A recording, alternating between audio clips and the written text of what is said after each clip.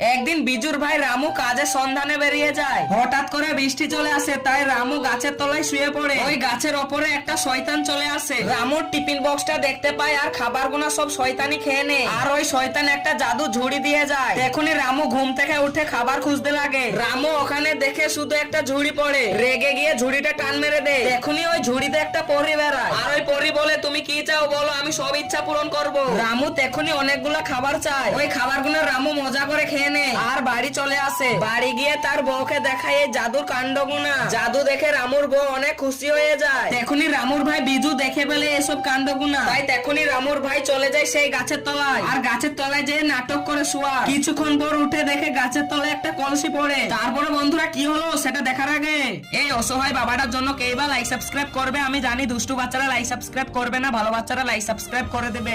ওই কলসিটা থেকে একটা রাক্ষস বেরোয় আর এদের দুইজনকে বলে, আমাকে তাড়াতাড়ি